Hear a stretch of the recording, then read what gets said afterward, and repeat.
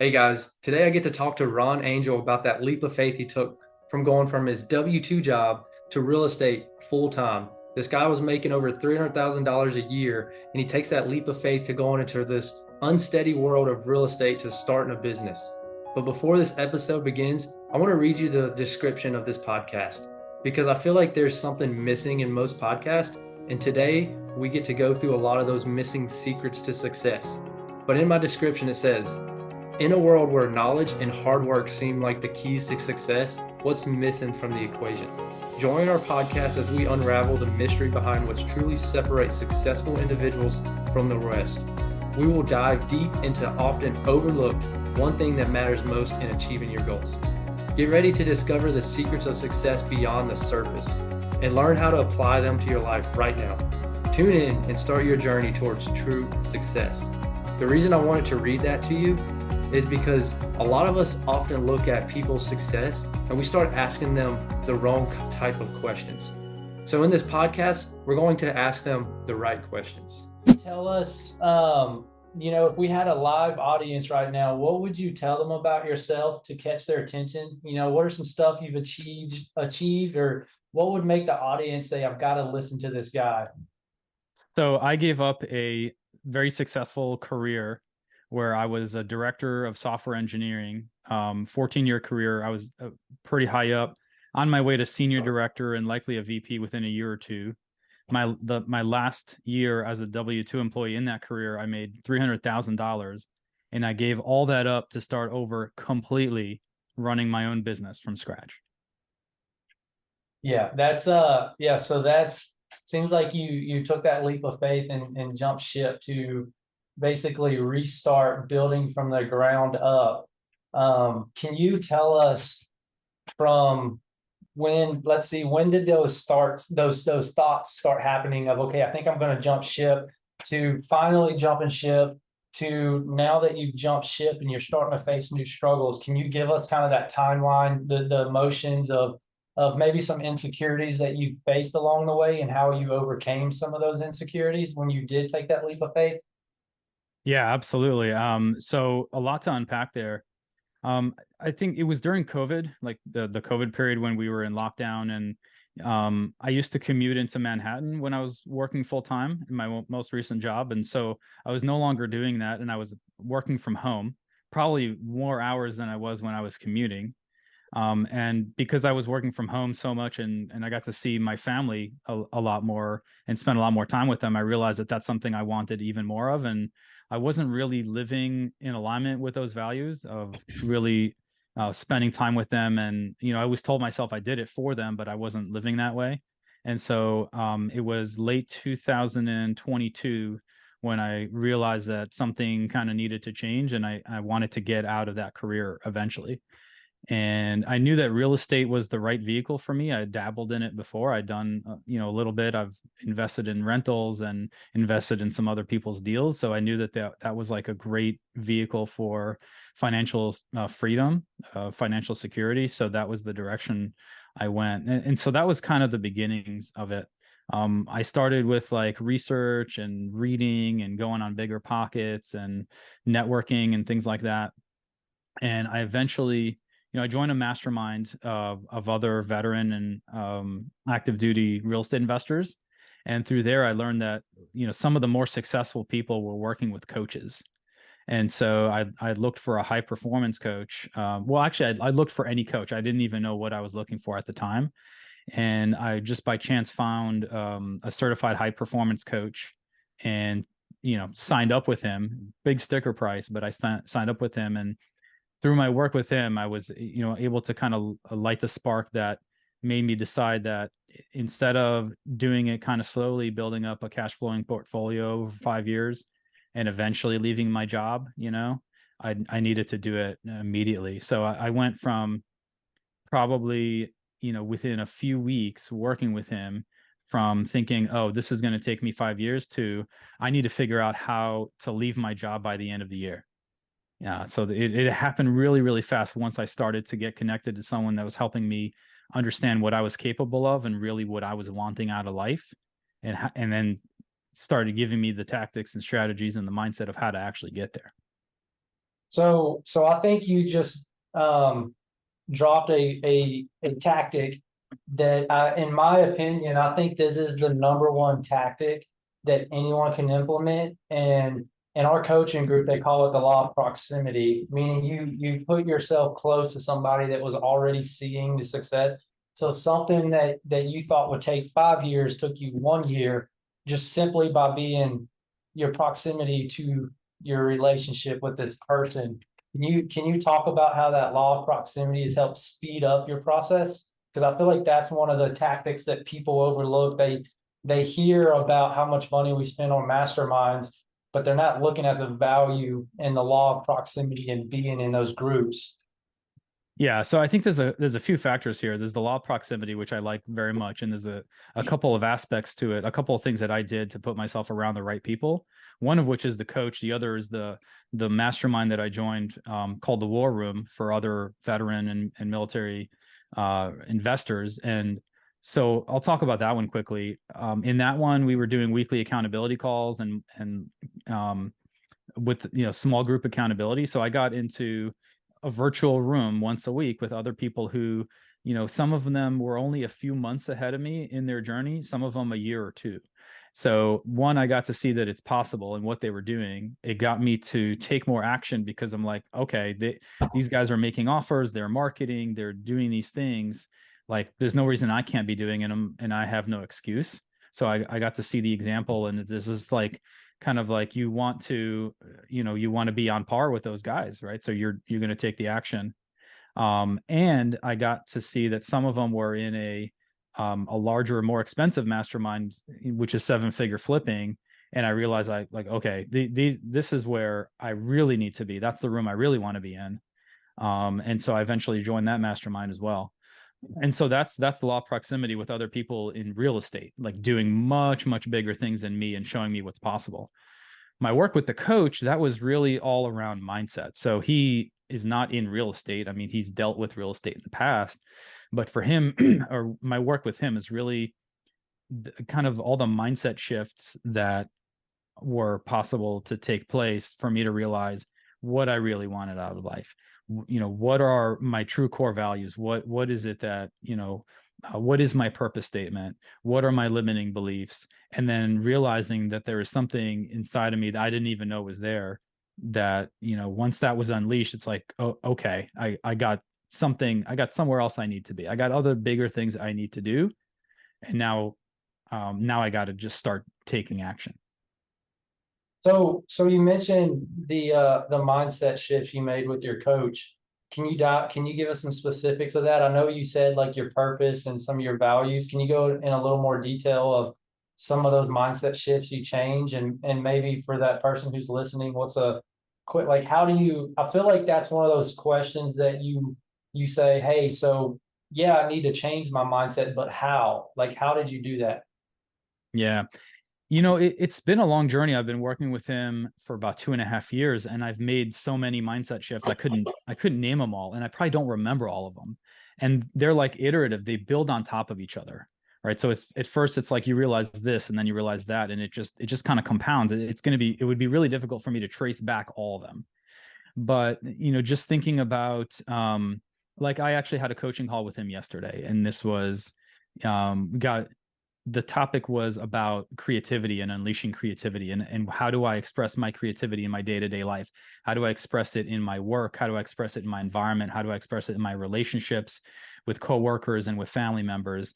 And it turned out that as we were doing this work together, I realized I do express my creativity in quite a few different ways. I bring myself to a lot of what I do, and I'm going to get really vulnerable here in a podcast that's going to be publicized, but I realized in that conversation that where I don't do that is in my marriage, right? And that's hard for me to say, right? I don't bring all of myself to my marriage. And I realized that yesterday after 2.5 years of working with my coach. And so it's just like that continual, exploration of, what are the different elements and aspects of me and how I show up. And I realize, hey, that I got to pour more energy into this particular area of my life, and that's going to help me in that area and in others, because everything is correlated. Everything kind of crosses over. So do you, I love that you brought up the marriage topic because me and Austin and Tyler, like I feel like that's something that we overlook because as men, we take that for granted where we're like, okay, Yeah. we got our wife secured in the bag, which it shouldn't be that mindset, but naturally we're like, okay, she's good. So I'm going to go try to build that business. But I feel like, and I told Tyler this the other day, we were talking and I was like, man, I feel like a marriage can change the trajectory of your business. Like the better your marriage is, the better your business life will be. And so I just, yeah, I don't really have a question in regards to that. I No, just I think, got stuff to add though to that too. Like another aha moment for me last night was that the reason I don't do that is because I've kind of taken her for granted. Right. yeah, Like I feel like that's the like she's my rock. She's been so supportive of me throughout this whole journey, leaving my job that was bringing in most of our income to start this thing that I had never done before, really, and kind of start over. And she's been so supportive of me the whole time and throughout the bumps in the road. And there have been quite a few the last couple of years. And so like I think subconsciously I just assumed like that part of my life is good. Let me focus over here. Let me focus on the business. Let me focus on these things. And and that's why I haven't shown up the way I need to, the way that she deserves. But that's so true. Like um you have to realize that like what are your areas of strength, and that support that I get from my wife is an area of strength. That's why I'm able to pour so much time into and energy into my business, and I don't have to worry as much about what's happening at home. But at the same time I still have to nurture and cultivate that relationship, because it otherwise if I always take it for granted, it's not always going to be there. so, so when you say nurture the relationship, when I hear that, for me and my wife, I feel like, me and you were in a similar boat. My wife has just supported me financially and emotionally while I'm building the business. And so at least one of the things I do is I think that quality time and constantly, think like just reassuring her, saying like, Emily, I'm like, I couldn't do this without you. And I think just that consistent like assurance, like, hey babe, I can't do this without you. Like that's kind of one of the things that I try to do with Emily is just that constant quality. And really like when I'm with her, my phone's not near me. Like I'm giving her 100% of my attention. And so kind of hearing that, what are some tactics that maybe, if there's that husband that's wanting to jump ship, and what are some things that you can tell them to say, hey, beware of this, and this is some stuff that you do to avoid that? I mean, I think just continuing to dedicate time to spend together. I think that's a big thing that's been, missing for us, that, like date night, right? So, making sure once a week you're doing something together and it's just the two of you. And that's something we've done in the past, kind of here and there. It's been more like lunches, honestly, because of our schedule. But we stopped. And so like literally right before coming on and recording this with you guys, my wife and I were sitting together on the couch, just like looking at our calendar and just blocking out what are we doing this week, what are we doing this week, and just making sure that that's on the calendar. So it's already spoken for. I can't book meetings over it. She's not going to book anything over it, and that's going to be our time together. And so we just be really intentional in making that happen. Yeah, that's awesome, man. That's a whole topic right there that I could probably talk 2 hours about. But kind of, I feel like we've just dropped some good stuff there. But kind of backtracking earlier when we were talking about the law of proximity, I wanted to kind of hone in on that a little bit more because that that's one of those things that people can write a whole book on. And I think one of the issues is with people, like they're not surrounded by a community that's allowing them to feel confident and taking action. And I want to talk about, how does the law of proximity help you fail faster? Like how does it give you the confidence to go out there and take massive action and fail and get back up and say, you know what, just being able to have that community to ask questions and speed up the process of failing faster. So with regards to failing faster, that's interesting. I feel like it gives me the confidence to take more action with a lesser likelihood of failure because I can pressure test my decisions. I can, review deals with other people in my mastermind and say, hey, like what does this look like to you? I can assess risks with them and say, like, I've this is the first property I'm buying that's had foundation issues. What should I look out for? Who are the right types of contractors that I need to get in there? Things like that. And so I think the whole issue with failing faster, I don't know, and I need to reflect a little bit more on this, but I don't know that the law of proximity necessarily helps with that or has helped me with that. But for me, it's being able to pressure test my decisions and also seeing other people do it successfully that gives me more confidence that, yeah, okay, let me go under contract, let me purchase this property, and know that my risks have been mitigated to the extent possible.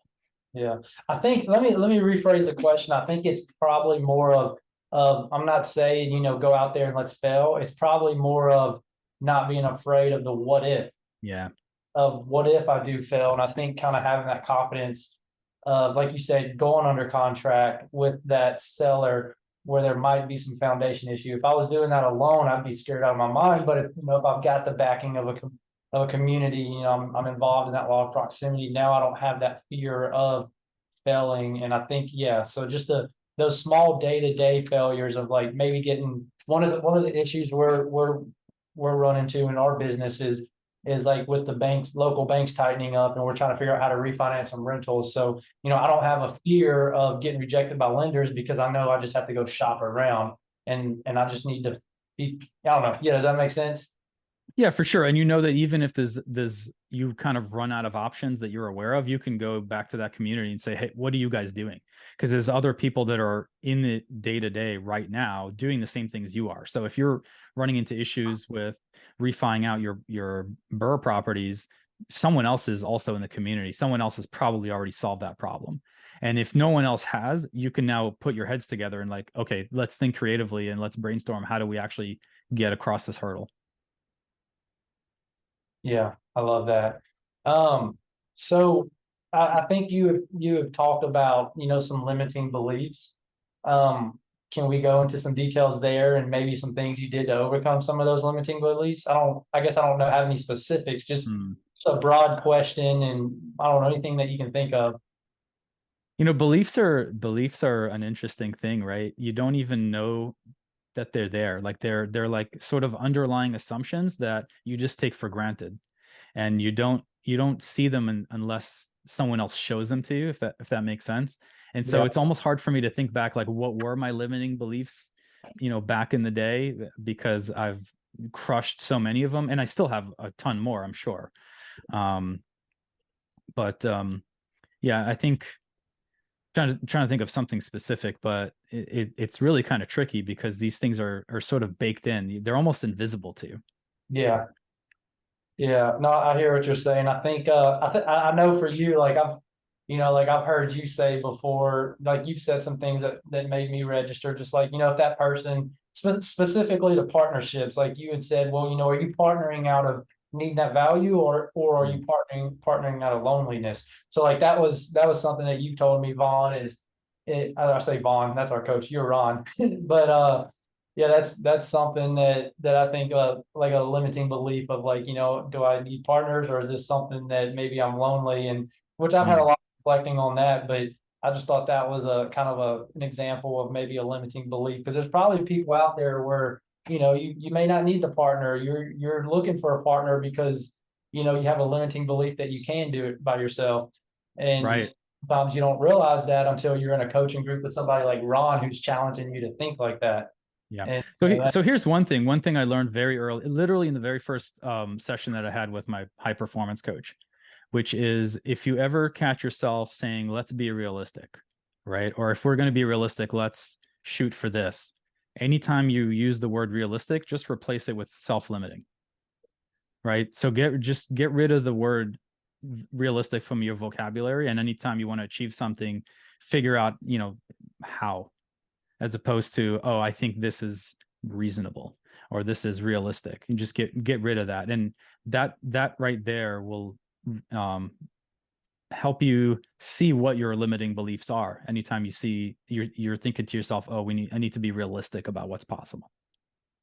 So I know you said jump, thinking it's going to take 5 years is what you thought was realistic, but really it was 1 year. Is there another example that that you were I have a thinking, let's be realistic? Yeah, so in my first coaching call with him, he asked me if if this coaching set of coaching sessions goes amazingly, and we're, a year from now we're meeting, and you're telling me about how your past year has been, what will you have accomplished? And so I started naming things like, oh, I've been promoted to senior director from director, and I purchased I don't know, 10 rental properties, and I named off a bunch of things, but like that whole, oh, I got promoted to senior director, that, and I remember using that word realistic, and that's the first time he hit me with that first lesson. Yeah. Yeah. Hey, Ron, I have a quick question for you. So I'm currently a W-2 employee, and I was basically I went to school for 7 years, graduated DPT, went the read the book Rich Dad Poor Dad, but still chose the other lifestyle just for security, and kind of parents were playing into that too. And but I know you said that you had a 5-year plan to jump ship and to, I guess, slowly build that portfolio while Yeah. having the security of your W-2.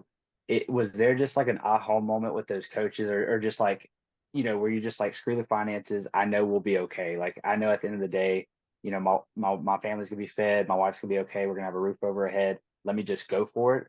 Or how did you kind of process all that? Because that's a huge decision. Yeah, there was a moment where as I was, sorry, I'm getting dinged over here. My phone's blowing up. Thought I had the do not disturb on, but I'll just confirm. Yeah, apologies for that. That's Um, okay. yeah, so basically there was a moment when I realized, you know what, I want this sooner rather than later. I don't want to wait 5 years. And I remember thinking, I don't know how I'll do it, but I know I can figure it out. I know that I can come up with a plan to make it happen. And so that's when I got rid of I mean, in hindsight, that's when I got rid of the word realistic, right? I didn't think about what was realistic. I just knew that it was something I had to do, and I was going to figure it out. And I eventually did. And I came up with a plan, and I realized that I didn't necessarily, so the aha moment for me there was I realized that I did not necessarily need to replace my W-2 income before leaving. I realized that I could make active income in real estate through wholesaling or flipping.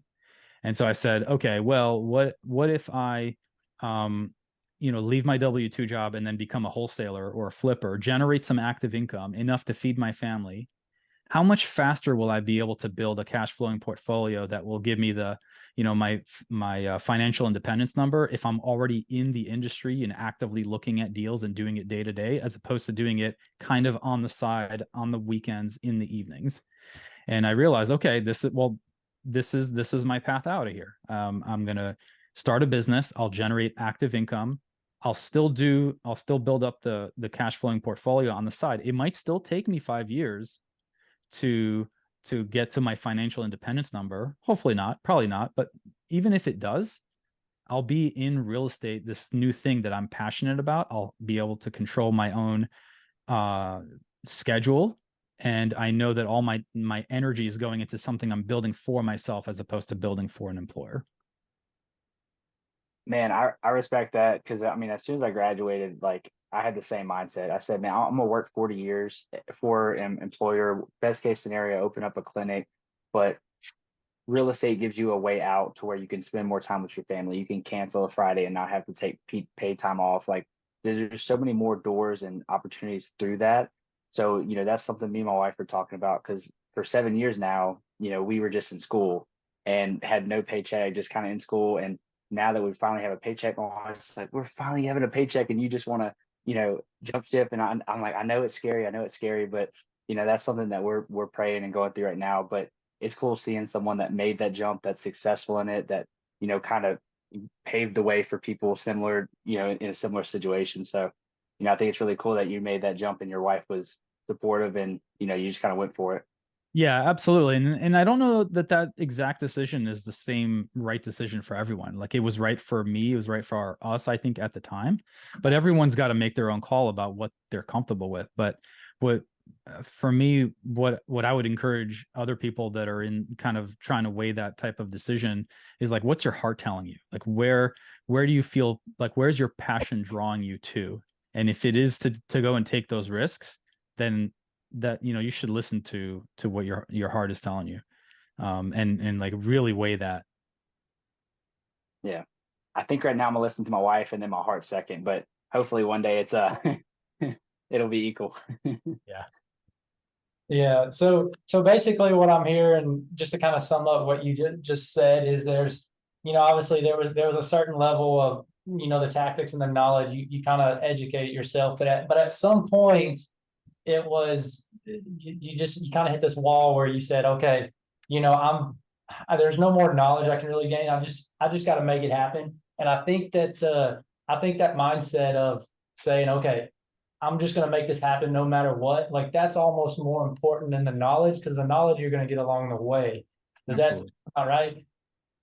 So another thing, so this is another gold nugget for you that I realized in my work with my coach is that, and this is my perspective, right? But I feel like the only really true knowledge is experiential knowledge, right? Like you can quote unquote know a thing by reading a book or seeing somebody else do it or watching a YouTube video, but you don't really know and understand it on a deep level until you do it yourself. And you either succeed at it or you fail at it. But that success or failure, that feedback that you get from your environment, that is true knowledge. Like those things for a fact because you experience them. And so I think about experiential knowledge for me is like the only really true knowledge, and it's the most powerful kind. Dude, that right there. That talks to me personally, because when Bill talks about the OODA loop, I'm the king of getting stuck in that observational, like let's acquire all the information, and I lack that experiential knowledge. It's like if like because like Tyler's talking about jumping ship, and he's been watching all the altitude videos, and I can like quote the sentences, like he's like, all right, Justin, I watched this video and I can quote that whole video. But then it's like, why aren't you doing 10 flips a month right now if you know that? And Yeah. it's that right there is that experiential knowledge, and just I think that's a gold nugget right there. That's definitely something that, as a business owner, that I've been working on personally is okay, so I just got to go out there and get that experiential knowledge, and start getting that feedback, and really I think operating in that realm of getting that hard feedback, because you don't know, you might, like you said, something from a book you've read, but you don't really know until you get that hard feedback. And that, Yep. so that And is the true. only way to get that feedback is to take action. Yeah. I mean, yeah, Tyler, I mean, me and Tyler talk about this 24/7, just taking more action. I mean, Tyler, what are some things that specifically on that we've talked about? Because I know this is right up our alley.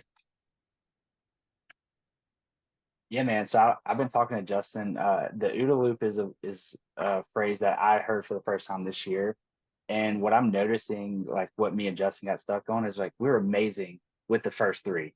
We're the OOD, we're amazing, but you don't make money until the A. You don't get anything until you actually go through the entire OODA loop. And I told Justin, I was like, man, the action is the biggest part. Like that's the money maker. And so above anything, that's what we should be doing. Even if we skip through one of the first three, as long as we're taking action, then we're heading in a direction nonetheless. So, yeah, I mean, and Justin knows me more than better than anyone. I'm a huge action taker. You tell me one thing, and I'm just like, let's do it. That's all I need to hear is just one thing. So, something that I've noticed is a lot of people don't take the full OODA loop. They just kind of get stuck with the first, observe, orient, decide. They don't ever take the action part of it.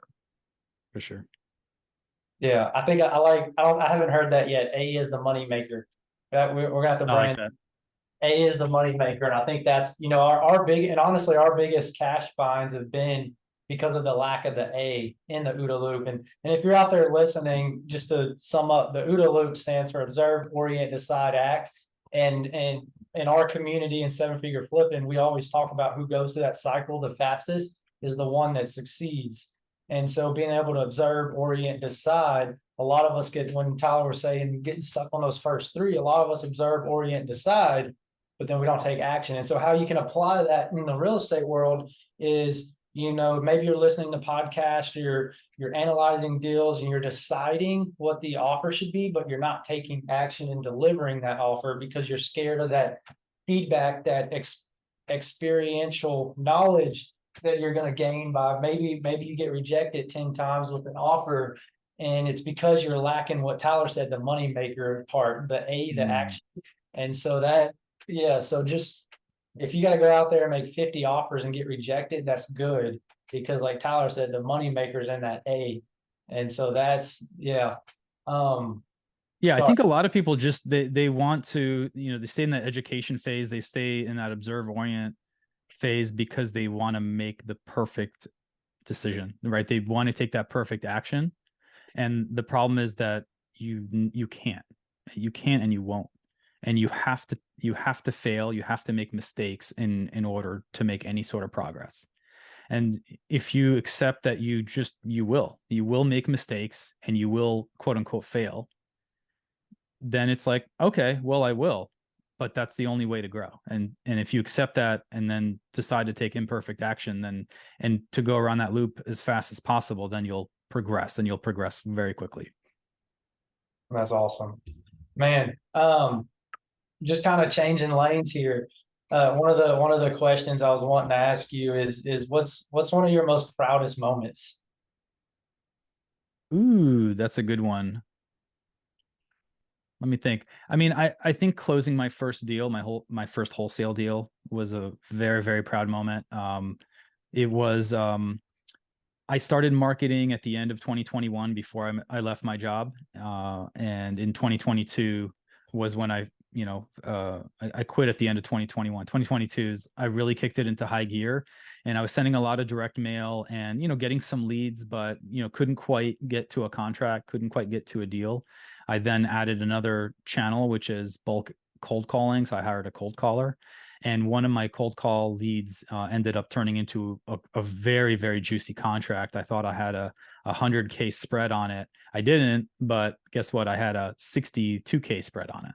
And so I was able to assign it for 62,000. I decided to double close it because it was such a fat spread, and just to be super safe.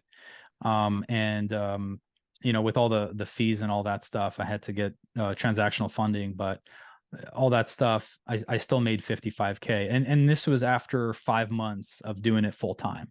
It was May of 2022 that I closed this first deal. But that 55K assignment, I mean, it paid for all my marketing expense up to that point and then some. And then I was like, okay, we're going. And now I get it. Now I understand the whole thing. Full cycle from the marketing to the lead gen, talking to the lead, getting the contract, finding the end buyer. It was all proven out. I'm like, okay, let's go.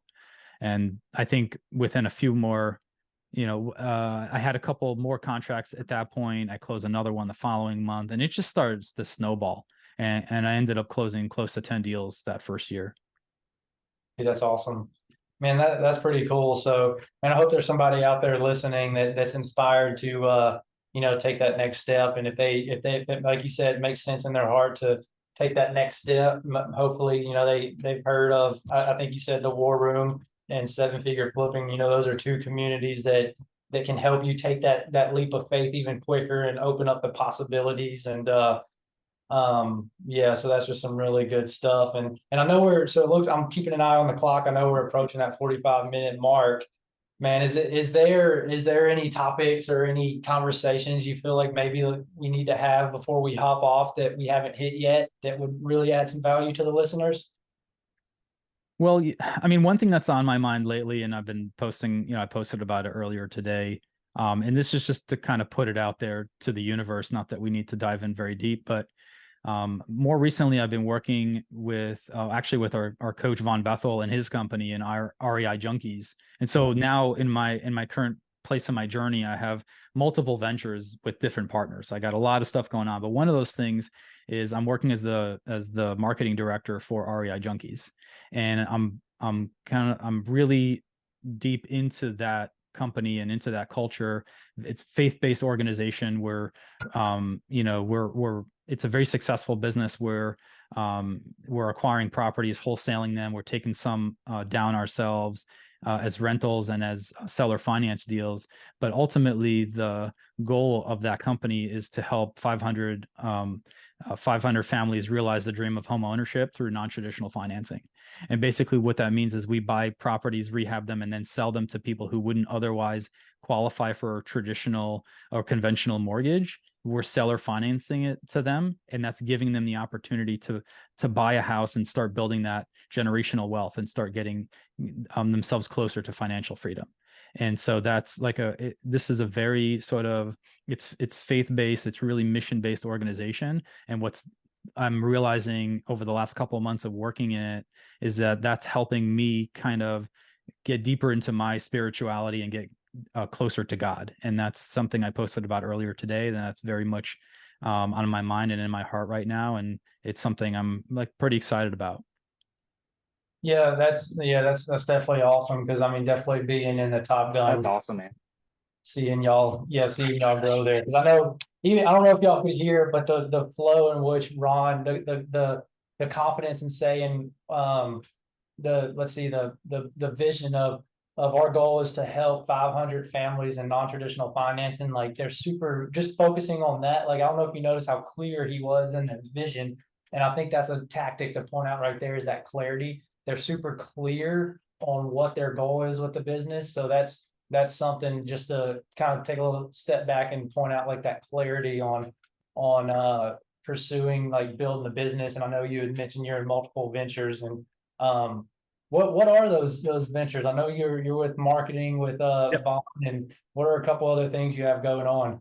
Yeah, so I got the marketing with Vaughn and REI Junkies. I have I'm doing some flips with a partner in North Carolina. We have 3 projects going right now. We're under contract on a 4th, and I have another partner in Michigan. We're doing multiple flips. I think we have about 5 projects going together, and then I have a ground up construction project with another partner in St. Petersburg, Florida, and that's starting to really ramp up now.